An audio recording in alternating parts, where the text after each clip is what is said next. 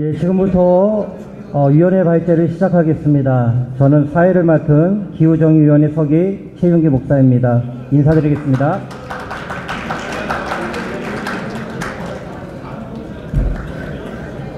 이제 위원회 발제를 시작할 텐데요. 여러분들 자료집 4쪽을 보면 시간 계획서가 잘 나와 있습니다. 교회와 사회위원회 발제 시간이 30분, 평화통일위원회 발제 시간 30분, 기후정의위원회 발제 시간이 50분입니다. 시간을 잘 지켜주시길 바랍니다.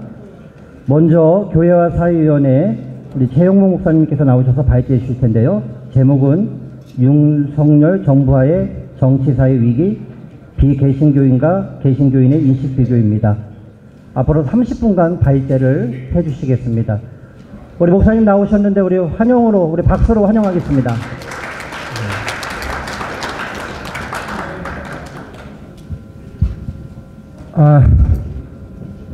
예, 반갑습니다. 최영묵입니다. 쉴 틈도 제대로 안 줘서 숨가쁘게 물 좀 먹겠습니다. 그래도 시간은 잘 지킬 테니까.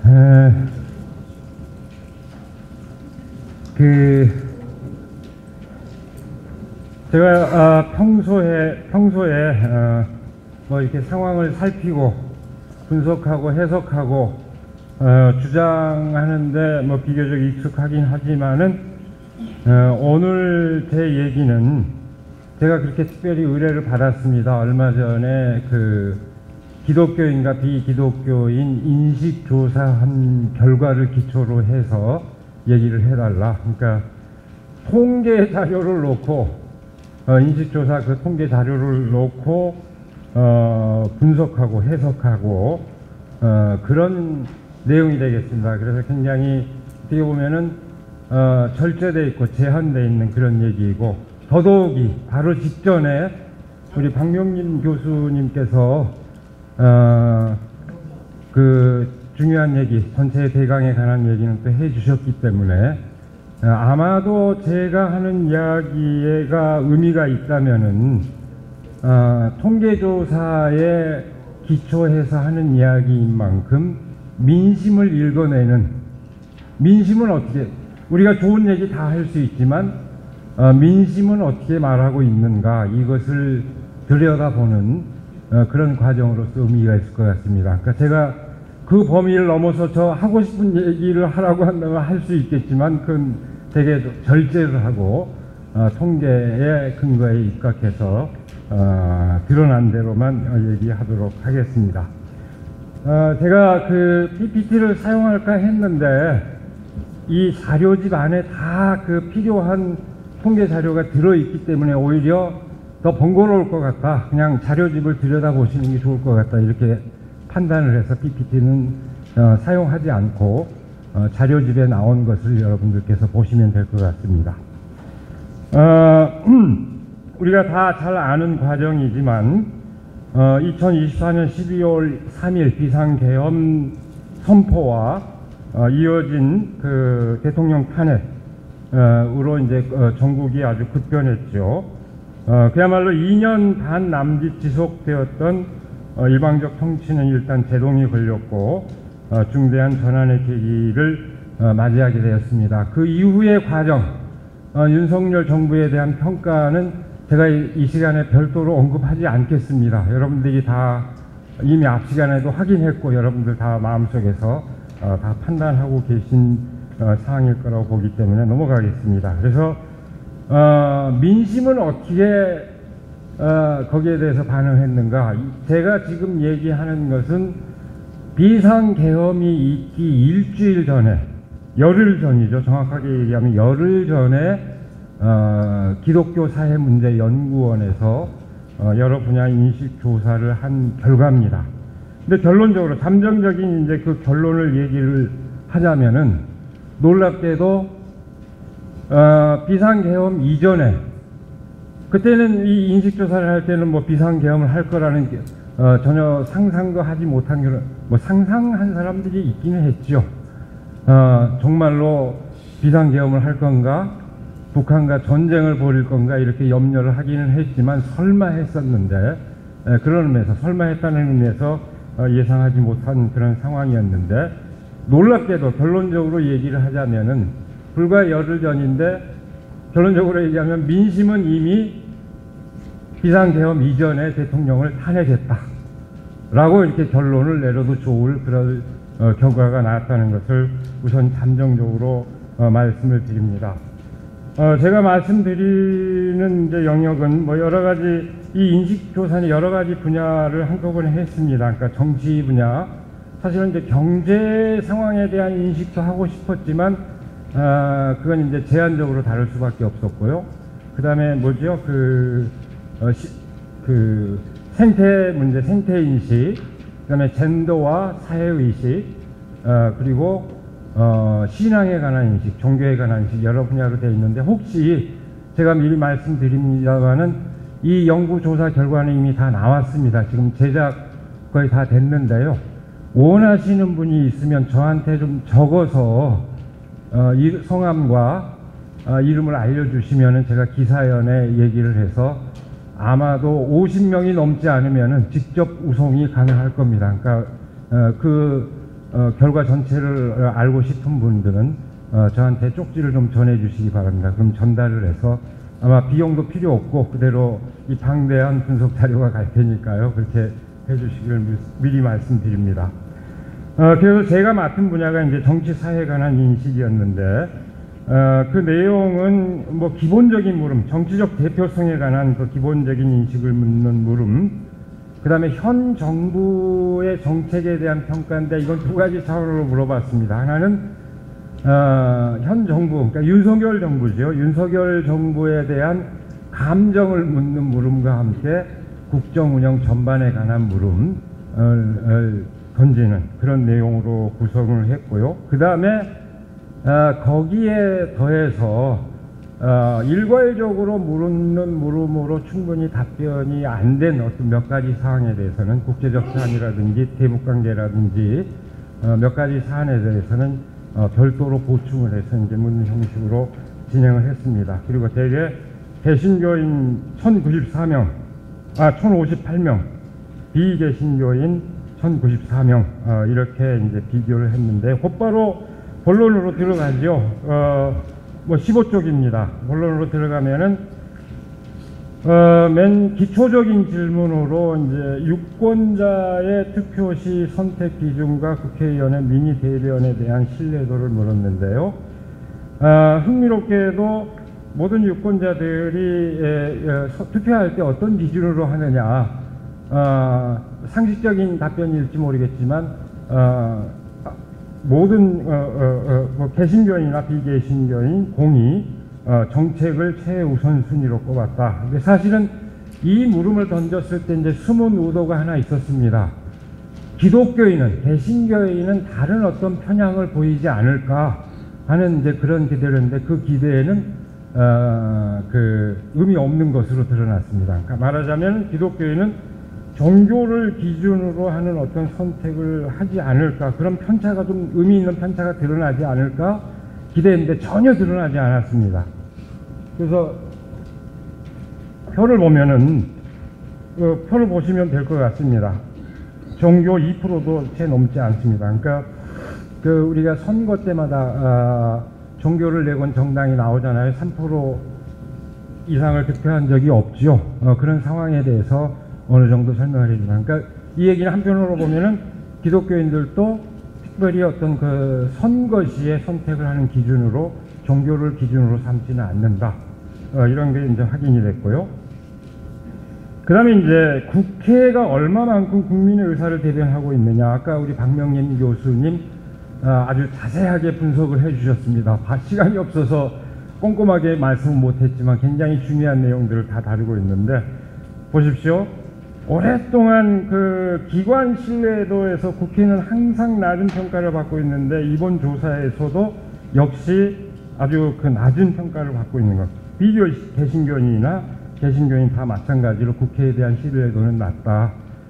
그래서 제가 이제 그런 물음을 부가적으로 통계 조사하는 회사의 전문가하고도 이제 물어봤습니다. 그러니까 이 탄핵 국면에서 그 국회의 역할을 할 것 같으면은 이 평가가 좀 달라지지 않았을까요? 라고 물었는데 아마 그 전문가의 견해는 그래도 별로 달라지지 않았을 겁니다. 그러니까 이건 기본적으로 국회가 이 지경에 이르기까지 제대로 기능을 하지 못한 것에 대한 어떤 기본적인 평가가 깔려있기 때문에 크게 달라지지는 않았을 겁니다. 이렇게 이제 하는데 어쨌든 이 문제에 대해 이것이 갖는 의미에 대해서는 뒤에서 조금 더 얘기를 하겠습니다. 국민의 대표성이 충분히 구현되고 있지 않다. 이건 아주 명확하게 다 그 판단하고 있는 사항이다. 이렇게 볼 수 있습니다. 그 다음에 이제 윤석열 정부의 국정 운영에 대한 국민 감정을 물었습니다. 놀랍게도 개신교인, 비개신교인 다 할 것 없이 분노가, 윤석열 정부 하면 떠오르는 감정은 분노가 가장 높은 그 수준에 이르고 있다. 심지어는 제가 이제 이 편차가 심하게 나는 그룹을 이렇게 비교를 계속 해봤는데요. 광주 전라 지역하고 대구 경북 지역을 계속해서 비교를 해봤는데 대구 경북 그 차이가 제일 큽니다. 그 지역별로 봤을 때도 그러고 다른 여러 가지 그룹을 비교했을 때도 가장 그 두 그룹이 이제 그 차이가 큰데 대구 경북 지역과 주관적으로 내가 보수층이라고 생각하는 사람들까지도 중간 이상으로 분노의 감정을 드러냈다.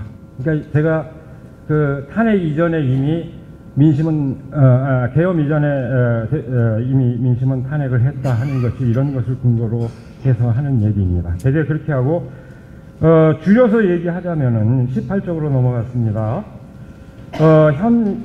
윤석열 정부의 국정 운영에 대해서 긍정적인 감정보다는 부정적 감정 비율이 단연 우세하고 그 가운데 분노의 감정이 가장 높은 순위를 나타내고 있습니다. 근데 여기서부터 이제 주목해야 할 한 가지 추세가 있는데요. 개신교인들의 인식이 비개신교인들의 인식과 같은 추세를 보이면서도 동시에 일관되게 미세한 차이를 보이고 있습니다. 이게 우리로서는 굉장히 이제 어떻게 해석을 해야 될까 하는 중요한 과제가 되는데요. 그러니까 요거는 이제 그 의미를 정리하자면은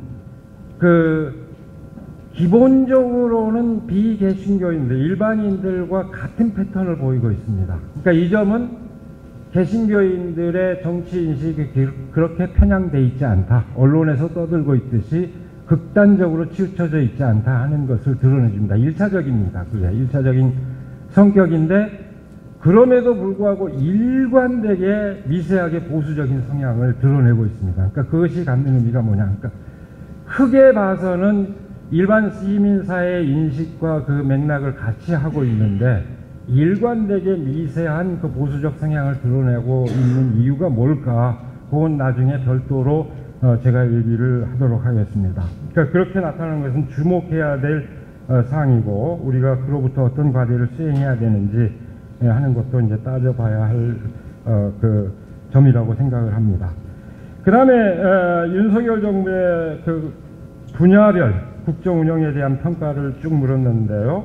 9개 분야로 나눠서 물었습니다. 경제정책, 부동산정책, 노동정책, 사회적 재난대처, 그 다음에 기관장 인사, 연금정책, 검찰 법집행, 그 다음에 복지정책, 그 다음에 대외관계. 역시 전반적으로 그 부정적 평가가 우위를 보이고 있는 것으로 드러났습니다. 그러니까 이 정부에 대한 감정을 물었을 때 분노라고 답했던 것이 단순히 감정적인 것이 아니고 분명한 이유가 있다 하는 것을 이제 확인해주는 그런 지표라고 얘기할 수 있습니다. 그러니까 계속해서 윤 대통령은 그랬죠. 방향을 오르는데 국민이 체감하지 못하고 있어서 안타깝다. 선거 직후에 그런 얘기를 했는데 2년 반이 지난 즈음에도 국민이 이렇게 감정이 격해져 있고 국정에 대해서 비판적인 입장을 취하고 있다는 것은 그 정책들이 전혀 국민들의 요구와 기대에 가닿지 않았다. 이렇게 평가할 수밖에 없습니다. 그 다음에 이제 이것으로 충분히 드러나지 않은 이제 몇 가지 사항이 있었는데요. 대북 정책에 대한 평가하고 북한의 도발에 따른 안보 불안 체감도를 확인해 봤습니다. 그러니까 대북 정책에 대해서만 물으면은 그냥 밋밋하게 끝날 것 같아서 그 반대가 되는 물음을 동시에 물어본 겁니다. 지금 정부의 정책이 제대로 되고 있느냐, 대북 정책이. 그 다음에 거꾸로 북한의 도발로 인한 어떤 불안감을 느끼느냐. 근데 둘 다 높은, 그러니까 대북 정책 잘못됐다, 그렇게 이제 답하고 있고, 그 다음에 불안감도 상당히 심하게 느끼고 있다. 그러니까 이 정책이 아까 뭐지요? 긴장을 유발하는 그런 조건이 형성이 되어 있기 때문에 양쪽이 다 높게 나타날 수밖에 없겠다. 이제 이렇게 해석을 할 수 있는데요. 여기서 이제 흥미로운 결과를 하나 이제 발견을 했는데, 북한의 도발로 인한 그 불안감을 묻는 대목에서는 보수층보다는 진보 진영 측에 내가 스스로 진보라고 생각하는 사람들의 그 불안 체감도가 훨씬 높았다. 그러니까 이것이 의미하는 건 뭐냐? 그러니까 뭐 이건 비개신교나 개신교이 마찬가지입니다. 스스로 진보라고 생각하는 사람이 북한 도발에 대해서 불안하게 생각하는 이제 높았는데, 결국은 이 얘기는 뭐죠?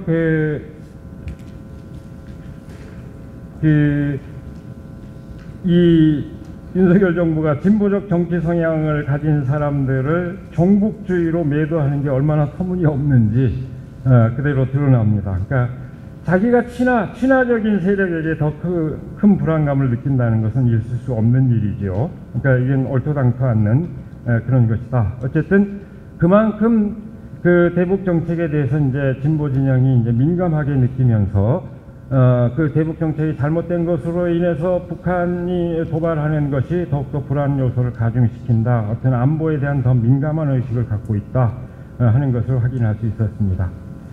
그 다음에 대외 관계에서 한일 관계 문제는 조금 더 특이해서 살펴봐야 될 것 같아서 따로 물어봤습니다. 그래서 두 가지 문제를 특별히 물었는데요. 첫 번째 문제는 그 대일 관계에서 과거사는 묻지 않고 미래지향적인 방향으로 가야 한다고 생각하느냐? 압도적으로 아니요라고 답했습니다. 다. 그 다음에 이제 또 하나 문제로서는 독도 문제에 대해서도 한번 확인해 봤습니다. 이거는 압도적으로 아니요. 거의 항목 가운데 만장일치에 가까운. 그러니까 양보 없다.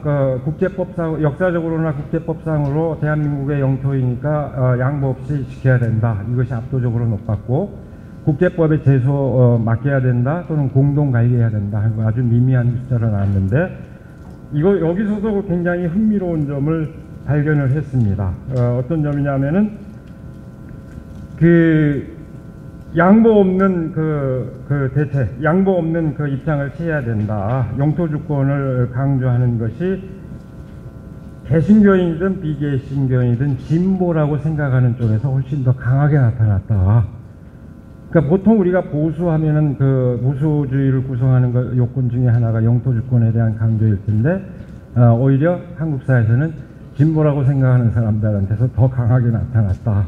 여기 제가 시간이 제한되어 있기 때문에 더 길게 얘기하지는 못합니다. 그러니까 이 점은 한국 사회에서 보수와 진보의 이념이 어떻게 구성되는가 하는 문제를 다시 되묻게 해주는. 그러니까 이건 사실 아까 박명린 교수님 얘기 가운데서도 어느 정도 암시가 됐지만, 한국 사회에서 보수와 진보는 어떤 국제적 표준하고 이렇게 딱 들어맞지는 않습니다. 그러니까 요거는 그 정도로만 언급하고 넘어가겠습니다. 어쨌든 전반적으로 대일관계에 관한 것은 결국은 그 역사적 문제를 덮어두고 일본과 관계를 개선함으로써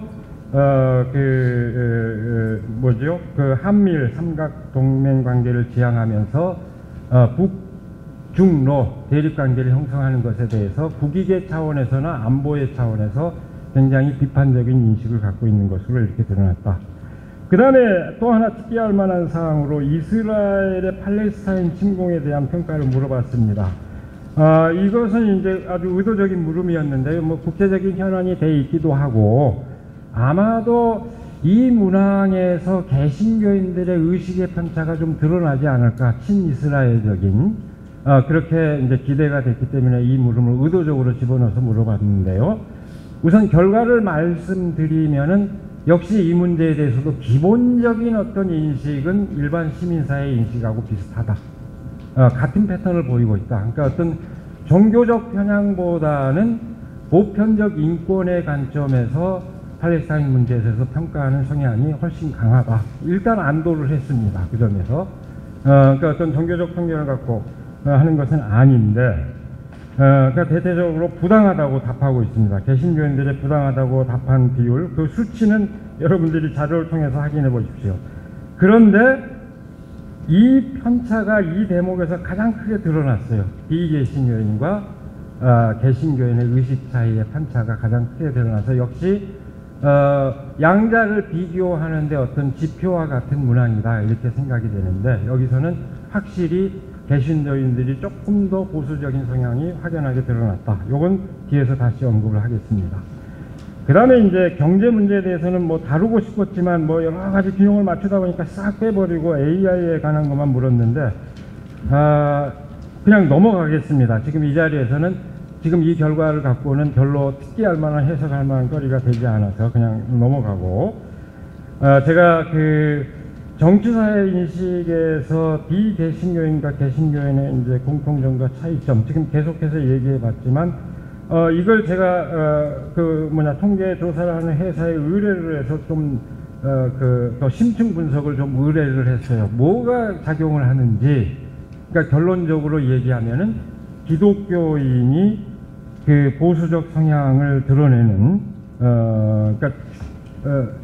그 가장 크게 작용하는 분류 요소 가운데 하나가 주관적인 그 이념 성향, 내가 보수냐 중도냐 진보냐, 그것이 이제 가장 크게 나타났는데요. 그 대목에서 크게 나타났는데, 그걸 종교별로 평균을 내보니까 기독교가 가장 보수적인 것으로 나왔습니다. 역시 어쨌든 기독교의 보수성은 그 점에서 통계적으로도 의미 있다.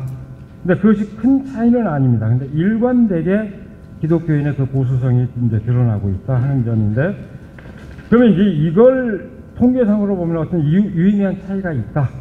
결론이 나왔는데, 이게 어떤 요인에서 비롯되는 것이냐 하는 것은 이제 우리가 해석해야 될 문제입니다. 그러니까 저는 잠정적으로 얘기하면은 그걸 섣불리 신앙 때문이다라고 결론 내리고 싶지는 않습니다. 왜 그러냐면은 신앙이라고 하면 우리가 진보적인 교인들이 이해하는 신앙이 다르고 보수적인 사람들이 이해하는 신앙이 다르고, 그렇기 때문에 신앙이라고 퉁치고 넘어가면 설명이 되지 않는다. 더군다나 여러분 우리가 지금 경험하고 있는 거지만은 윤석열 정부가 그렇게 심각하게 무속 의혹에 휩싸여 있음에도 불구하고 그걸 따지지 않고 지지하고 축복하는 거, 이걸 우리 기독교 신앙으로 설명할 수 있을까?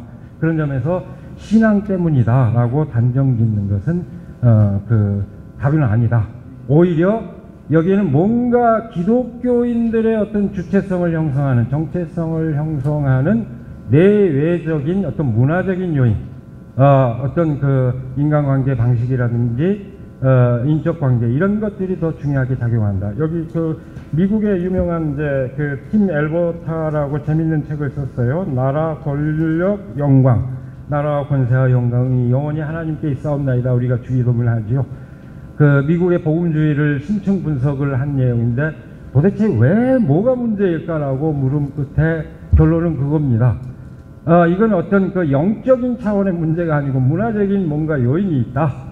그래서 결국은 이제 결론적으로 얘기하면은 나라와 권세와 영광이 영원히 하나님께 있다고 고백하는 것이 우리 신앙인데, 기독교 그 보수주의의 문제는 그것을 내 것으로 삼으려는 데 문제가 있다. 아주 단순화시켜서 얘기하면은 결국은 어떤 권력 지향적 욕망, 이것이 더 문제다라고, 신앙의 문제가 아니고 그것이 문제라고 결론을 내리고 있습니다. 그러니까 우리가 주목해야 될 것은 기독교 신앙은 보수적이다라고 이렇게 얘기하기보다는 기독교인의 정체성을 형성하는, 주체성을 형성하는 어떤 문화적인 요인이 있는가, 이것을 우리가 주목을 하고 거기에 대해서 어떤 대안을 찾는 것이 우리한테 중요한 과제로 제기된다. 그 점만 확인하고 싶습니다. 이제 마지막 결론으로 나가야 되는데요.